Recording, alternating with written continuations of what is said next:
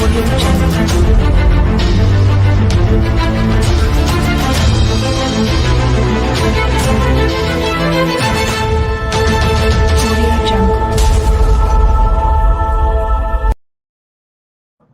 hello, and welcome back to the Prepared Mind channel. It's the Prepared Mind. Well, it should also be the prepared, laundry room, the prepared pantry, the prepared front yard, the prepared swamp, the prepared RMZ. Everything should be prepared, right? Our bodies, everything. Well, where do we put all the focus? Where should we focus our attention? I get that question a lot. What's most important? And I go, everything's most important. But, a lot of people really focus on just having items or awareness. Who is it? The Dunnigan-Kaiser is aware and prepared. And, Sensible Prepper is all about the items. And I've been talking about him a little bit lately because he did a great video, kind of saved me some production time by him doing it. Anyways, and I could just refer you over to his video on that Warrior flashlight. Anyways, I've got more prepper items coming to look at, to review, because that's what we do on a regular basis, whether it's food or materials or gadgets and goodies. But at the same time, folks, I think awareness is hugely what we need to be done. So I put together a little discussion for you guys, right? And Jim is still on the road heading towards and hitting the hot spots. So brother Jim is going to be out there doing some Johnny on the spot reviews around the country. It's different than a John world tour, but at least it's going to be something, and it'll be something exciting. Anyways, let's look at this right here. We can ask the question: is it prepper items or prepper awareness? Does information give us an advantage that prepper items can't compete with, right? Again, having guns, having knives, having the tools and having the toys. But will just having stuff be enough to guarantee surviving an onslaught or a horde that, that moves through your area? A horde moving like en masse, just fucking horde. In fact, it was great. I really liked the fact that the other day, Canadian Prepper did something on the hordes and the masses, It's like, well, and we need to recover this. I covered it years ago and he's recovering it. Maybe Jolene can do this. Maybe Jolene can dig up the hordes will hunt down preppers. I had a great Simpsons thumbnail for that video. Maybe we should re-release that. I suspect it'll be fine, but perhaps, it'll violate some rules, modern rules on YouTube. It's incredible, folks. So hard to keep up with. You've got to be prepared. You got to be aware. You have to improvise, adapt, overcome. And that's what we do, is it not? Unbelievable, folks. Now this, right? Will knowing the area you're in, will understanding the mentality of the people, the local conditions, will that serve you better than just having the best boots, gloves, and gear, right? What good does it do any of us to have a year's worth of food if you don't prepare for the negative consequences of human behavior? Again, humans, they're the X factor that I think are most dangerous. The horde, if we all had like a phalanx, fully automatic computer controlled targeting system that could mow down our enemies like the military can, and put down 5,000 rounds a minute. Yeah, we wouldn't have so much to worry about, but affording that is just a little rough these days. Budgets are a little tighter. So we're reduced to using essentially slingshots and BB guns. We need to understand human behavior. Yes, we do, right? Having the food, having the best gear, having ample self-defense tools, right? Coupled with life experience and practicing survival techniques, right, is a tremendous advantage.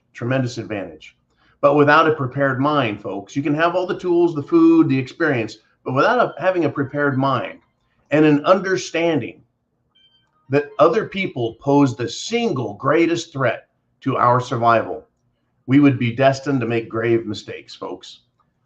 In harsher climates, the environment can stop others from being a threat. So training there to be better in harsher climates gives an advantage, but it doesn't forgive one from being responsible for the interference of others. And what I mean by the harsher climates is in harsher climates, cold areas up north, right? Right now I'm down south, but up north, you must absolutely have the boots, the pants, the gloves, the hats, the gear to survive the coldness, or at least to be better equipped, more comfortable, conserving energy, calories, having a clear mind, sleeping better. All of these things, folks, will give you an advantage over a potential SHTF opponent, adversary, other people. You know, a harsher climate will also make, folks, other people more desperate. And you've heard the term desperate times call for desperate measures. Yeah, we've heard that, and it's true. That's what makes people so dangerous. Desperation pushes people to be to take more risk, right? As their energy drops, as their belief that their survivability of a situation or a day drops, people will become more desperate. They'll be willing to take more risk, right? Things like morality, a human decency drops as people become more desperate. They're willing to do bad things in order to survive. And you've got to understand that in our heads, right? Having all the right gear in harsh climates, having the right self-defense in any area is super important. Having the best knives, the best guns, the most action-packed, calorically packed food, right? That tastes delicious. All that gives you an advantage. But it doesn't help you defeat devious behavior, right? Devious behavior and a lack of understanding of others, of their human nature and what happens, right, can allow you to be outwitted or misled about the intentions of others, right? So you need to be aware of what's going on nationally. You need to be aware of what's going on locally, right? Because misunderstanding your local crisis levels and the desperation levels locally can lead to a loss or a fatality as quickly as any lack of training or equipment. And that's why I preach awareness so much. That's why I say, hey, look, when shit hits the fan and it gets nasty, Mad Max in your area or in a town right next to you. If you're in the suburbs, if there's problems downtown, that can spread very quickly and head into the suburbs, as Antifa and BLM have shown. They can very quickly become a problem you have to contend with.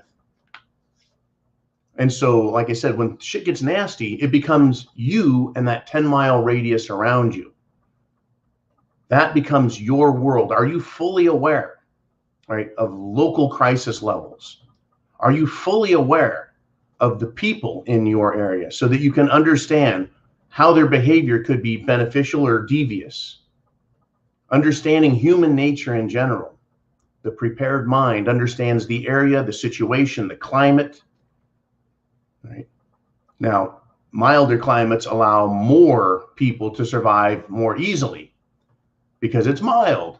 And that gives rise to the idea that the threat can be greater there. Well, it can. It can't. Things go, there's a good and bad side to everything. So to survive in harsher climates means that any combative human you come across, how do I want to talk about this? Let's stick with the milder climate, right? Milder climates, people will be less desperate until they become desperate. In a cold climate, you could last 2 or 3 days with no food. I'm sorry, in a mild climate, a harsh climate, 2 or 3 days. A mild climate, you could last a week with no food. So the harsh climate will wear someone down faster, but it'll also make them more desperate more quickly. In a milder climate, it's kind of reversed. They can last longer on the food they have because it's a mild climate, right? They don't need as many calories for heat, right? They don't feel as uncomfortable. They don't feel as threatened. They don't feel like they're going to die in a mild climate. That is, there's not snow and ice on the ground. They're not freezing to death half the day. But they can also, you still wear down even in a milder climate to where you become desperate. So a group of people in your 10-mile radius, one day may not be a threat. 2 days later, they could become willing to take risks. And 2 days after that, they could be at the end of their fucking ropes and they're willing to do anything, take any chance. And if you are a target, right, you will have to confront that, right? Now, let's go back to colder climates. Let's go back to Canadian preppers world. Up north. Actually, we don't have to go all the way to Canada, just north. To survive in a harsher climate means that any combative human you come across, they may be, folks, equally or better trained than you. They may be equal or more experienced than you in dealing with harsh climates. And that makes them a big threat to you. Now, what I'm getting at here is in a mild climate, even people who have low experience, low training, they can get along and work through SHTF hard times pretty good. But in a harsher climate, the weak will fall by the wayside very, very quickly. They will succumb to fear, cold, and they'll take themselves out of the picture. More than likely, they will go to where more people are, cities, than going out to rural, I think, right? They would be more inclined to turn themselves in, to go to where they think the fastest help is. In a milder climate, people are like, fuck you, I'm going to stay out in rural areas. I'm going to stay out in the country. I'm going to stay out at my bug out location. And they'll just stay there, right? You feel safer because it's milder. Up north, it is. So if you run across somebody in a harsh climate that is, well, not where you think they would be, they could be quite a threat. They could be well-trained, in great physical condition, have ample supplies, and be a tremendous, tremendous threat. Whew. Right. In any case, folks, no matter where you're at, I think that having full awareness of all aspects of political, social, medical, infrastructure, supplies, as well as current local human psychological and civility levels, all of that can be critical in assessing your needs and where your energy needs to be focused. Right. So when it comes down to what's more important, right? Is it prepper items or is it prepper awareness? Well, it is everything. If you are fully aware of your area, but you're not fully prepared, you're at a disadvantage. If you're fully prepared with stuff, but you don't know what's going on in your area, you're at a disadvantage. It's not just the toys and the tools, and it's not just being smart and aware. It's actually a combination of all those things. Understanding your area, how it's going to affect people. Is it going to take them down quick, or are they going to be able to make it for a while? What is the human condition of the moment? Do you have, are supplies coming in, or is it a total Mad Max shutdown of your city, your country area, your rural area? What kind of behavior can you expect based on these social, economic dynamics of the area? And I've said in the past, in harsher climates that are colder in the winter and more rural, not city, but more rural, people tend to go, hey, power goes out. Things get fucked up. And people in harsh climates, in rural harsh climates, tend to be prepared more. They have more food in their pantry. It doesn't mean it's absolutely safer. It just means that from the go point, shit hits the fan, Mad Max. Meaning no supply lines shut down. People start getting antsy. The timeline, 1 day, 2 day, 3 days, that's where cities get bad. 4 days, that's where suburbia gets bad. 5 days, 6 days, 7 days. Day 8, rural areas start feeling it. They still get to that area where everyone becomes a threat in your 10-mile radius. They will get there. It just takes longer. Same with the mild climate versus the cold climate, right? It's not that shit has hit the fan, but hey, it's cool. You're down in very comfortable Tennessee in the summer, right? You're not going to die. So everything is fine. No, it's not. There's a time limit. How many days can they go without supplies? How many days can they go without food, water? How many days can they go without knowing that everything is a-okay in America? How many days can they go? How many bad experiences can they suffer before they're fully traumatized? How many times can they be victimized before they start lashing back out at other people or you? All considerations. We need to be fully aware. We need to be fully prepared. And then you need to be able to improvise based on what you're seeing and hearing in your area. You need to be able to adapt, be adaptive to what is happening. It could be fine one day, and that next day could be the turning point. It could be fine in your 10-mile radius, except for one small group. And that one small group of troublemakers could be coming your way. Just stuff to think about. And again, at this point, folks, we're being aware of all of the major national stories. We're trying to stay aware of our local areas. Right? That is where we're at with all of this. We're trying to stay aware of it all.